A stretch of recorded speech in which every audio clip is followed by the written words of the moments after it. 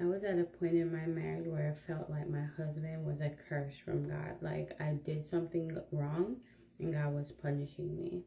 So I get this. I understand where you're coming from. But what I want to tell you is that it can change no matter how bad it feels, unbearable, how impossible, how just far gone it seems. Nothing is too hard for God. Because when I tell you my husband did a whole, I'm going to say 180, because 360 means he comes back to the same place he was. But he did a whole 180 in terms of totally different person. I used to think he was narcissistic, crazy, selfish, not a good leader, just all the worst things, right? I got to the point where I was so desperate.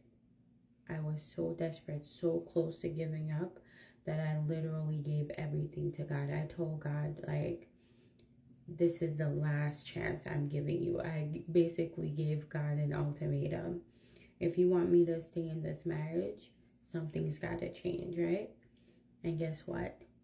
He changed me. He changed my heart. He showed me how to change, how to show up in my marriage in such a way that my husband had no choice to change.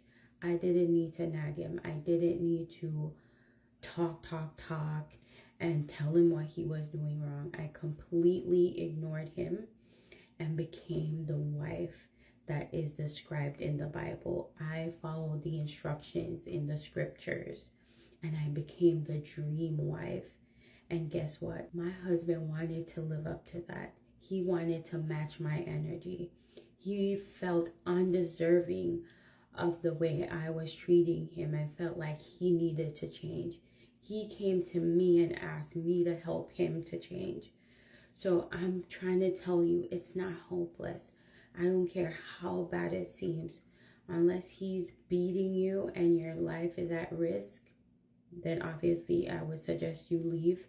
But other than abuse, he can change. That man can move from being a curse to your biggest blessing.